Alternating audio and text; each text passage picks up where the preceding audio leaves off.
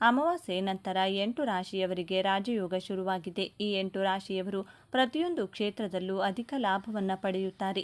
ತಮ್ಮ ಜೀವನದಲ್ಲಿ ಎಲ್ಲ ರೀತಿಯ ಸಮಸ್ಯೆಗಳಿಂದ ಮುಕ್ತರಾಗುತ್ತಾರೆ. ಹಾಗಾದರೆ ರಾಜಯೋಗ ಇರುವ ರಾಶಿಗಳು ಯಾವುವು?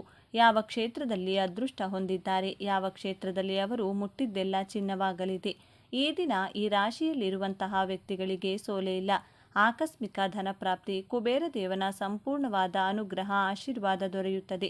ಇದರಿಂದಾಗಿ ಈ ರಾಶಿಯಲ್ಲಿರುವಂತಹ ವ್ಯಕ್ತಿಗಳು ಅತ್ಯುತ್ತಮ ರಾಜಯೋಗವನ್ನು ಬರಮಾಡಿಕೊಳ್ಳುತ್ತಾರೆ. ಇವರ ಜೀವನದಲ್ಲಿ ಶನಿಯ ಸ್ಥಾನ ಬದಲಾವಣೆಯಾಗುತ್ತಿರುವುದರಿಂದ ಎಲ್ಲ ರೀತಿಯ ಸಂಕಷ್ಟಗಳು ದೂರವಾಗುತ್ತದೆ. ಇವರು ಅದೃಷ್ಟವಂತರು ಎಂದೇ ಹೇಳ್ಬೋದು. ಹಾಗಾದರೆ ಯಾವೆಲ್ಲ ರಾಶಿಯವರಿಗೆ ಯಾವೆಲ್ಲ ರೀತಿಯ ಲಾಭ ಹಾಗೂ ಅದೃಷ್ಟಗಳು ಈ ಒಂದು ಹುಣ್ಣಿಮೆ ಮುಗಿದ ನಂತರ ದೊರೆಯುತ್ತದೆ ಎಂದು ತಿಳಿದುಕೊಳ್ಳೋಣ. ಅದಕ್ಕೂ ಮುನ್ನ ನೀವು ಕೂಡ ದೇವರು ಹಾಗೂ ಜ್ಯೋತಿಷ್ಯ ಶಾಸ್ತ್ರವನ್ನು ನಂಬುವವರಾದರೆ ಕುಬೇರ ದೇವನಿಗೆ ಒಂದು ಲೈಕ್ ಕೊಟ್ಟು ತಪ್ಪದೆ ನಮ್ಮ ಚಾನೆಲ್ನ ಸಬ್ಸ್ಕ್ರೈಬ್ ಮಾಡಿ. ಹಾಗೆ ಪಕ್ಕದಲ್ಲಿರುವಂಥ ಬೆಲ್ ಐಕಾನ್ನ ಪ್ರೆಸ್ ಮಾಡಿ. ಎಲ್ಲರೂ ಭಕ್ತಿಯಿಂದ ಓಂ ಶ್ರೀ ಮಹಾಲಕ್ಷ್ಮಿ ನಮಃ ಅಂತ ಕಮೆಂಟ್ ಮಾಡಿ. ಮೇಷರಾಶಿ. ಗುರು ಮತ್ತು ಚಂದ್ರನ ನಡುವೆ ಶುಭ ದೃಷ್ಟಿಯಿಂದಾಗಿ ರೂಪುಗೊಳ್ಳುವ ಗಜಕೇಸರಿ ಯೋಗವು ಮೇಷರಾಶಿಯವರಿಗೆ ವಿಶೇಷವಾಗಿ ಹೆಚ್ಚಿನ ಪ್ರಯೋಜನವನ್ನುಂಟು ಮಾಡಲಿದೆ. ಮೇಷರಾಶಿಗೆ ಸೇರಿದ ಜನರು ಈ ಅವಧಿಯಲ್ಲಿ ಆದಾಯಕ್ಕೆ ಸಂಬಂಧಿಸಿದಂಥ ನಿಮ್ಮ ಎಲ್ಲ ಪ್ರಯತ್ನಗಳಲ್ಲಿಯೂ ಯಶಸ್ಸನ್ನು ಗಳಿಸುವಿರಿ. ಹಾಗೆ ಅದೃಷ್ಟದ ಸಂಪೂರ್ಣ ಬೆಂಬಲವನ್ನು ನಿಮ್ಮ ಪ್ರತಿಯೊಂದು ಹೆಜ್ಜೆಯಲ್ಲಿಯೂ ಪಡೆಯುವಿರಿ. ಹಾಗೆ ಮೇಷರಾಶಿಗೆ ಸೇರಿದ ಜನರು ಮನೆ ಅಥವಾ ವಾಹನವನ್ನು ಖರೀದಿಸಬೇಕೆಂದು ಯೋಚಿಸುತ್ತಿದ್ದರೆ ಈ ಅವಧಿಯಲ್ಲಿ ನಿಮ್ಮ ಆಸೆಗಳೆಲ್ಲವೂ ಈಡೇರಲಿದೆ. ಹಾಗೆ ಕೆಲಸವನ್ನು ಮಾಡುವ ಮೇಷರಾಶಿಗೆ ಸೇರಿದ ಜನರಿಗೆ ಹಿರಿಯ ಅಧಿಕಾರಿಗಳ ಮತ್ತು ಸಹೋದ್ಯೋಗಿಗಳೊಂದಿಗೆ ಬಲವಾದ ಸಂಬಂಧ ನಿರ್ಮಾಣಗೊಳ್ಳಲಿದೆ ಮತ್ತು ನಿಮ್ಮ ಎಲ್ಲ ಕೆಲಸಗಳನ್ನು ಯಶಸ್ವಿಯಾಗಿ ಪೂರ್ಣಗೊಳಿಸುವಿರಿ. ಜೊತೆಗೆ ಈ ಅವಧಿಯಲ್ಲಿ ನಿಮ್ಮ ಆರೋಗ್ಯವು ಸಾಕಷ್ಟು ಸುಧಾರಿಸಲಿದೆ. ಹಾಗೆ ಕುಟುಂಬ ಜೀವನದಲ್ಲಿ ಸಂತೋಷ ನೆಲೆಸುವುದು.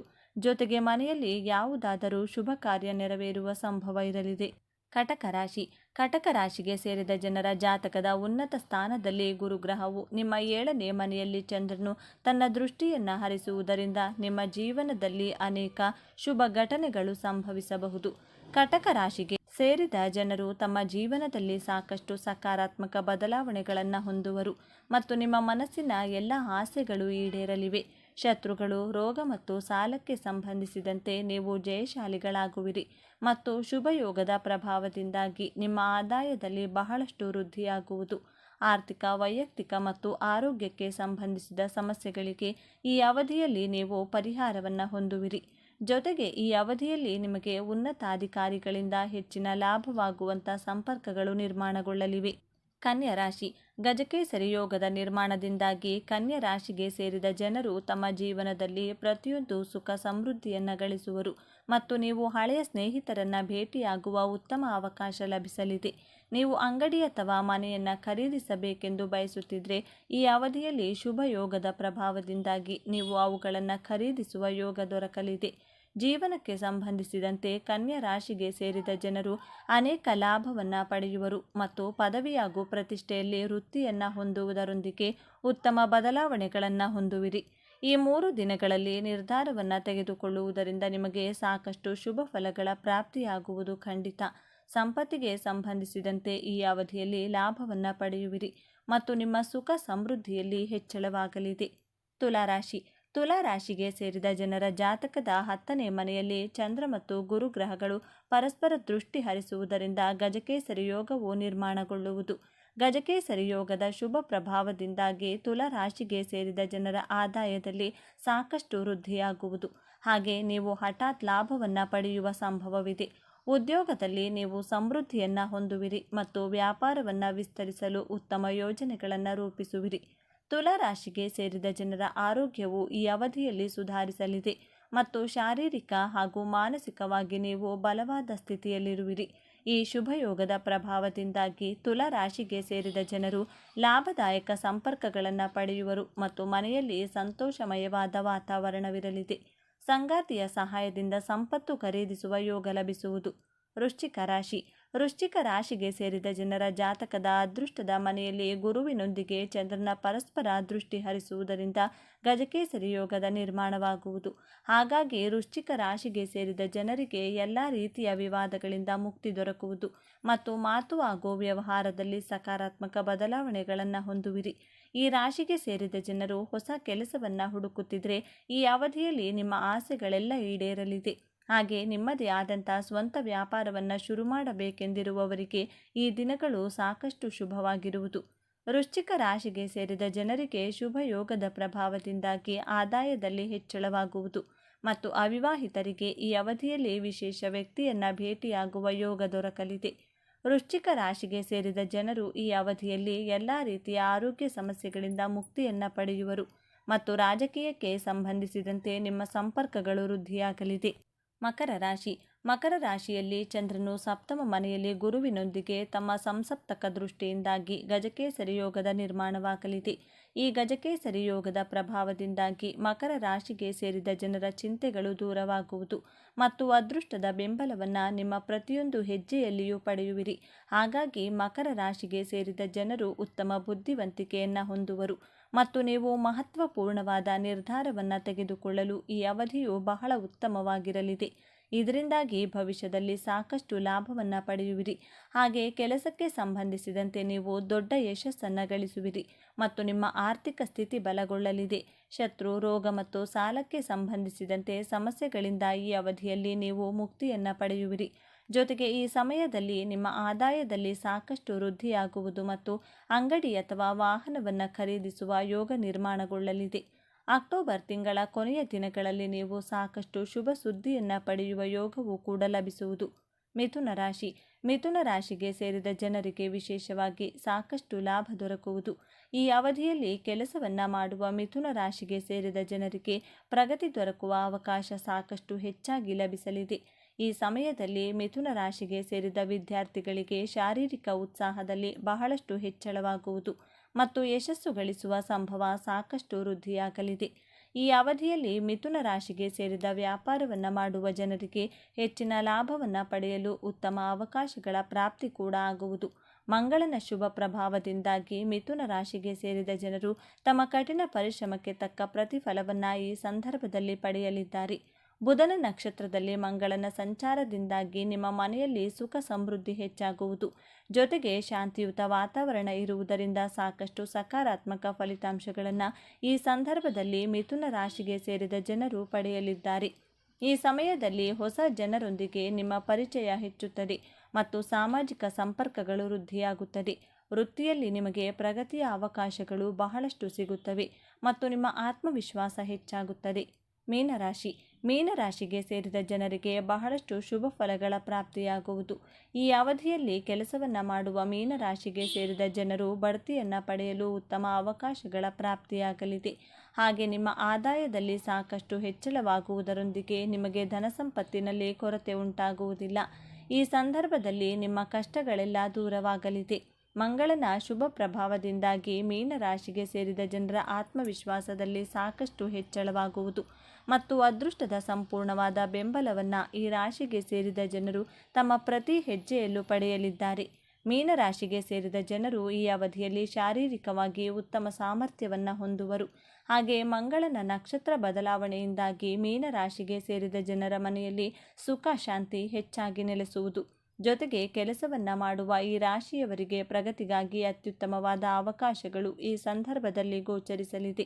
ಕುಟುಂಬದಲ್ಲಿ ಯಾರಿಗಾದರೂ ಆರೋಗ್ಯ ಸಂಬಂಧಿತ ಸಮಸ್ಯೆ ಇದ್ದರೆ ಅವರಿಗೆ ಪರಿಹಾರ ದೊರೆಯುತ್ತದೆ ಮತ್ತು ಕುಟುಂಬದೊಂದಿಗೆ ಯಾವುದಾದರೂ ತೀರ್ಥ ಸ್ಥಳಕ್ಕೆ ಹೋಗಲು ಯೋಜನೆಯನ್ನು ರೂಪಿಸುವಿರಿ. ಈ ಅವಧಿಯಲ್ಲಿ ಕುಟುಂಬದ ಯಾರಾದರೂ ಸದಸ್ಯರಿಗೆ ವಿವಾಹದ ಯೋಗ ದೊರಕಬಹುದು. ಈ ಮಾಹಿತಿ ನಿಮಗೆ ಇಷ್ಟವಾಗಿದೆ ಎಂದು ನಾನು ಭಾವಿಸ್ತೇನೆ. ಈ ಮಾಹಿತಿಯನ್ನು ಲೈಕ್ ಮಾಡಿ, ಶೇರ್ ಮಾಡಿ, ನಮ್ಮ ಚಾನಲ್ನ ಸಬ್ಸ್ಕ್ರೈಬ್ ಮಾಡ್ಕೊಳ್ಳಿ. ಒಂದೊಳ್ಳೆ ಮಾಹಿತಿಯೊಂದಿಗೆ ಪುನಃ ಭೇಟಿಯಾಗೋಣ. ಅಲ್ಲಿಯವರೆಗೂ ನೋಡ್ತಾ ಇರಿ ನಮ್ಮ ಚಾನಲ್. ಎಲ್ಲರೂ ಭಕ್ತಿಯಿಂದ ಓಂ ಶ್ರೀ ಶನೇಶ್ವರ ನಮಃ ಅಂತ ಕಮೆಂಟ್ ಮಾಡಿ. ನಮ್ಮ ಸನಾತನ ಧರ್ಮದಲ್ಲಿ ಪ್ರತಿಯೊಂದು ತಿಂಗಳಿಗೂ ಒಂದು ವಿಶಿಷ್ಟವಾದ ಮಹತ್ವವಿದೆ. ಬ್ರಹ್ಮಾಂಡದ ಶಕ್ತಿಗಳು ಭೂಮಿಯ ಮೇಲೆ ಅತ್ಯಂತ ಪ್ರಬಲವಾಗಿ ಪ್ರವಹಿಸುವ ದಿನವಿದು. ಈ ದಿನ ದೇವತೆಗಳೆಲ್ಲರೂ ಭೂಮಿಗೆ ಇಳಿದು ಬರುತ್ತಾರೆಂದು ಪುರಾಣಗಳು ಸಾರುತ್ತವೆ. ಇಂದಿನ ಈ ವಿಡಿಯೋದಲ್ಲಿ ನಾವು ಈ ದಿನ ಮಾಡಲೇಬೇಕಾದ ಆ ಒಂದು ರಹಸ್ಯ ಪರಿಹಾರದ ಬಗ್ಗೆ ತಿಳಿಸಲಿದ್ದೇನೆ. ಒಂದು ವಿಶೇಷವಾದ ಮರವನ್ನು ಮುಟ್ಟೋದ್ರಿಂದ ನಿಮ್ಮ ಜನ್ಮಗಳ ಪಾಪಗಳು ಕಳೆದು ಹೋಗುತ್ತವೆ. ಅಂದರೆ ನೀವು ನಂಬ್ತೀರಾ? ಹೌದು, ಇದು ಶಾಸ್ತ್ರೋಕ್ತವಾದ ಸತ್ಯ. ಸಾಲದ ಬಾಧೆ, ದರಿದ್ರ ಯೋಗ, ಮನೆಯಲ್ಲಿ ಕಲಹ ಅಥವಾ ಎಷ್ಟೇ ದುಡಿದರೂ ಹಣ ನಿಲ್ಲುತ್ತಿಲ್ಲವೇ? ಹಾಗಾದರೆ ಇಂದಿನ ಈ ಆಧ್ಯಾತ್ಮಿಕ ಯಾತ್ರೆಯಲ್ಲಿ ನಾವು ಈ ಮಹಾ ಶುಭ ದಿನದಂದು ಯಾವ ಕೆಲಸ ಮಾಡಬೇಕು, ಯಾವುದನ್ನು ಮಾಡಬಾರದು ಮತ್ತು ನಿಮ್ಮ ಅದೃಷ್ಟವನ್ನು ಬದಲಿಸುವ ಆ ಮರದ ರಹಸ್ಯವೇನು ಎಂಬುದನ್ನು ಸಂಪೂರ್ಣವಾಗಿ ತಿಳಿಯೋಣ. ವಿಡಿಯೋವನ್ನು ಕೊನೆವರೆಗೂ ನೋಡಿ. ನಿಮ್ಮ ಜೀವನದ ದಿಕ್ಕನ್ನೇ ಬದಲಿಸುವ ಶಕ್ತಿ ಈ ಮಾಹಿತಿಗಿದೆ. ಮುಂದುವರಿಯುವ ಮುನ್ನ ಕಮೆಂಟ್ ಬಾಕ್ಸ್ನಲ್ಲಿ ಓಂ ಮಹಾಲಕ್ಷ್ಮಿ ನಮಃ ಅಥವಾ ಓಂ ಶ್ರೀಮನ್ನಾರಾಯಣ ಎಂದು ಕಮೆಂಟ್ ಮಾಡಿ. ವಿಡಿಯೋಗೆ ಒಂದು ಲೈಕ್ ಕೊಟ್ಟು ನಮ್ಮ ಚಾನೆಲ್ನ ಸಬ್ಸ್ಕ್ರೈಬ್ ಮಾಡಿಕೊಳ್ಳಿ. ಸ್ಕಂದ ಪುರಾಣದ ಪ್ರಕಾರ ಈ ದಿನ ಸಮುದ್ರ ಸ್ನಾನ ಮಾಡುವುದು ಕೋಟಿ ಜನ್ಮಗಳ ಪುಣ್ಯಕ್ಕೆ ಸಮಾನ. ಸಮುದ್ರಕ್ಕೆ ಹೋಗಲು ಸಾಧ್ಯವಾಗದವರು ಮನೆಯಲ್ಲಿಯೇ ಸ್ನಾನದ ನೀರಿಗೆ ಸ್ವಲ್ಪ ಗಂಗಾ ಜಲವನ್ನು ಬೆರೆಸಿ ಗಂಗಾ, ಗೋದಾವರಿ, ಕಾವೇರಿ ಮುಂತಾದ ಪುಣ್ಯ ನದಿಗಳ ಹೆಸರನ್ನು ಸ್ಮರಿಸುತ್ತಾ ಸ್ನಾನ ಮಾಡಬೇಕು. ಈ ದಿನ ಸಮುದ್ರಕ್ಕೆ ಅಳಲೆಕಾಯಿ ಅರ್ಪಿಸಿ ಸ್ನಾನ ಮಾಡೋದ್ರಿಂದ ನರದೃಷ್ಟಿ ಮತ್ತು ದೃಷ್ಟಿ ದೋಷಗಳು ದೂರವಾಗುತ್ತವೆ. ಈ ದಿನ ನಿಮ್ಮ ಮನೆಗೆ ಮಹಾಲಕ್ಷ್ಮಿಯನ್ನು ಆಹ್ವಾನಿಸಲು ನೀವು ಮಾಡಬೇಕಾದ ಕೆಲವು ಪರಿಹಾರಗಳು: 1. ಹೊಸ್ತಿಲ ಪೂಜೆ ಮತ್ತು ರಕ್ಷಣೆ. ಈ ದಿನ ಬೆಳಗ್ಗೆ ಸ್ನಾನದ ನಂತರ 1 ಲೋಟ ನೀರಿಗೆ ಚಿಟಿಕೆ ಕುಂಕುಮ, 1 ಹನಿ ಹಾಲು ಮತ್ತು 2 ಲವಂಗದ ಪುಡಿಯನ್ನು ಬೆರೆಸಿ ಮನೆಯ ಮುಖ್ಯ ದ್ವಾರಕ್ಕೆ ಪ್ರೋಕ್ಷಣೆ ಮಾಡಬೇಕು. ಹೀಗೆ ಮಾಡೋದ್ರಿಂದ ಮನೆಯಲ್ಲಿರುವ ನಕಾರಾತ್ಮಕ ಶಕ್ತಿ ಓಡಿ ಹೋಗಿ ಮಹಾಲಕ್ಷ್ಮಿ ಸ್ಥಿರವಾಗಿ ನೆಲೆಸುತ್ತಾಳೆ. 2 ಕಪ್ಪು ದಾರದ ರಕ್ಷಾ ಕವಚ. ದೃಷ್ಟಿದೋಷದಿಂದ ವ್ಯಾಪಾರ ಅಥವಾ ಆರೋಗ್ಯ ಹದಗೆಡುತ್ತಿದ್ರೆ ಸಂಧ್ಯಾ ಸಮಯದಲ್ಲಿ 1 ಕಪ್ಪು ದಾರವನ್ನು ತೆಗೆದುಕೊಂಡು ಈ ಮಂತ್ರವನ್ನು 11 ಬಾರಿ ಪಠಿಸಿ. ಓಂ ಲಂ ಲಂ ದೃಷ್ಟಿ ನಿವಾರಯಾಮಿ ದೃಷ್ಟಿ ನಿವಾರಯಾಮಿ. ನಂತರ ಈ ದಾರವನ್ನು ಪುರುಷರು ಬಲಗಾಲಿಗೆ, ಮಹಿಳೆಯರು ಎಡಗಾಲಿಗೆ ಕಟ್ಟಿಕೊಳ್ಳಿ. ಇದು ನಿಮ್ಮನ್ನು ಶತ್ರು ಬಾಧೆಯಿಂದ ರಕ್ಷಿಸುತ್ತದೆ. ಈಗ ನಾವು ವಿಡಿಯೋದ ಅತ್ಯಂತ ಪ್ರಮುಖ ಭಾಗಕ್ಕೆ ಬಂದಿದ್ದೇವೆ. ಈ ದಿನ ಯಾವ ಮರವನ್ನು ಮುಟ್ಟಿದ್ರೆ ರಾಜಯೋಗ ದೊರೆಯುತ್ತದೆ? ಅದುವೇ ಬೇವಿನ ಮರ. ಬೇವಿನ ಮರವು ಸಾಕ್ಷಾತ್ ಆದಿಪರಾಶಕ್ತಿಯ ಸ್ವರೂಪ. ಈ ದಿನ ಬೇವಿನ ಮರಕ್ಕೆ 1 ಚೆಂಬು ನೀರನ್ನು ಅರ್ಪಿಸಿ 3 ಪ್ರದಕ್ಷಿಣೆ ಹಾಕಿ ಮರವನ್ನು ಸ್ಪರ್ಶಿಸಬೇಕು. ಬೇವಿನ ಗಾಳಿಯು ಆರೋಗ್ಯವನ್ನು ನೀಡಿದರೆ ಈ ವಿಶೇಷ ದಿನದ ಸ್ಪರ್ಶವು ನಿಮ್ಮ ದೇಹದಲ್ಲಿರುವ ನಕಾರಾತ್ಮಕ ಎನರ್ಜಿಯನ್ನು ಹೀರಿಕೊಂಡು ಸಕಾರಾತ್ಮಕ ಶಕ್ತಿಯನ್ನು ತುಂಬುತ್ತದೆ. ಇದರ ಜೊತೆಗೆ ಅಶ್ವತ್ಥ ಮರವನ್ನು ಪೂಜಿಸುವುದು ಅತ್ಯಂತ ಶ್ರೇಷ್ಠ. ಅಶ್ವತ್ಥ ಮರದಲ್ಲಿ ಲಕ್ಷ್ಮೀನಾರಾಯಣರು ನೆಲೆಸಿರುತ್ತಾರೆ. 2 ಅಶ್ವತ್ಥ ಎಲೆಗಳನ್ನು ಮನೆಗೆ ತಂದು ಪೂಜಾ ಕೋಣೆಯಲ್ಲಿಡುವುದರಿಂದ ಆರ್ಥಿಕ ಅಭಿವೃದ್ಧಿ ಖಂಡಿತ. ನೀವು ಮರವನ್ನು ಮುಟ್ಟುವಾಗ ಈ ಮಂತ್ರವನ್ನು ಜಪಿಸಿದರೆ ಇನ್ನೂ ಉತ್ತಮ ಫಲ ಇರುತ್ತದೆ. ಮೂಲತೋ ಬ್ರಹ್ಮರೂಪಾಯ ಮಧ್ಯತೋ ವಿಷ್ಣುರೂಪ ಅಗ್ರತಃ ಶಿವರೂಪಾಯ ವೃಕ್ಷರಾಜಯತೆ ನಮೋ ನಮಃ. ಪಂಡಿತರು ಹೇಳುವಂತೆ ಈ ದಿನ ನಿಂಬೆಹಣ್ಣಿನಿಂದ ಮಾಡುವ ಪರಿಹಾರವು ಅದ್ಭುತ ಫಲ ನೀಡುತ್ತದೆ. 1 ಹಣ್ಣಾದ ನಿಂಬೆಹಣ್ಣನ್ನು ತೆಗೆದುಕೊಳ್ಳಿ. 1 ವೀಳ್ಯದೆಲೆಯಲ್ಲಿ ಹಿಡಿ ಉಪ್ಪನ್ನು ಇಟ್ಟು ಅದರ ಮೇಲೆ ನಿಂಬೆಹಣ್ಣನ್ನು 4 ಭಾಗಗಳಾಗಿ ಪೂರ್ತಿ ಕತ್ತರಿಸದೆ ಸೀಳಿಡಿ. ಅದಕ್ಕೆ ಹಳದಿ ಕುಂಕುಮ ಹಚ್ಚಿ 2 ಲವಂಗಗಳನ್ನು ಚುಚ್ಚಿ ಈ ತಟ್ಟೆಯನ್ನು ಹಿಡಿದುಕೊಂಡು ಮನೆಯ ಎಲ್ಲ ಮೂಲೆಗಳಲ್ಲೂ ಸುತ್ತಿ ನಂತರ ಮನೆಯ ಹೊರಗೆ ಬಾಗಿಲ ಎಡಭಾಗದಲ್ಲಿಟ್ಟು ಬಿಡಿ. ಮಾರನೇ ದಿನ ಅದನ್ನು ಜನರಿಲ್ಲದ ಕಡೆ ಎಸೆಯಿರಿ. ಇದು ಮನೆಯ ಮೇಲಿರುವ ಎಲ್ಲ ತಂತ್ರ ಮಂತ್ರ ಬಾಧೆಗಳನ್ನು ನಿವಾರಿಸುತ್ತದೆ. ಗೋವಿನ ಶರೀರದಲ್ಲಿ 3,000,000 ದೇವತೆಗಳಿದ್ದಾರೆ. ಈ ದಿನ ಗೋವಿಗೆ ಈ ಕೆಳಗಿನ ವಸ್ತುಗಳನ್ನು ನೀಡೋದ್ರಿಂದ ಸಿಗುವ ಫಲಗಳು ಇಲ್ಲಿವೆ: ಬೆಲ್ಲ ಬೆರೆಸಿದ ಅಕ್ಕಿ ಹಿಟ್ಟು, ಮಾನಸಿಕ ಶಾಂತಿಗಾಗಿ ನೆನೆಸಿದ ಕಡಲೆಬೇಳೆ, ಕುಟುಂಬ ಕಲಹ ನಿವಾರಣೆಗಾಗಿ ಬಾಳೆಹಣ್ಣು, ಉನ್ನತ ಪದವಿ ಮತ್ತು ಗೌರವಕ್ಕಾಗಿ ಬೇಯಿಸಿದ ಆಲೂಗಡ್ಡೆ, ನರದೃಷ್ಟಿ ನಿವಾರಣೆಗಾಗಿ ಟೊಮೊಟೊ, ವಿವಾಹ ಪ್ರಾಪ್ತಿಗಾಗಿ ಸೌತೆಕಾಯಿ, ಶತ್ರುಗಳು ಮಿತ್ರರಾಗಲು ಬದನೆಕಾಯಿ, ಸಂತಾನ ಪ್ರಾಪ್ತಿಗಾಗಿ ನೆನೆಸಿದ ತೊಗರಿಬೇಳೆ, ಸಾಲ ಮುಕ್ತಿಗಾಗಿ ಗೋಧಿ ಹಿಟ್ಟು ಮತ್ತು ಬೆಲ್ಲ, ಉದ್ಯೋಗ ಲಾಭಕ್ಕಾಗಿ ಮತ್ತು ಸೂರ್ಯದೇವರ ಕೃಪೆಗಾಗಿ ಕಡಲೆ ಹಿಟ್ಟು ಮತ್ತು ಬೆಲ್ಲ, ಕೋರ್ಟ್ ಕೇಸ್ನಲ್ಲಿ ಜಯಿಸುವುದಕ್ಕಾಗಿ.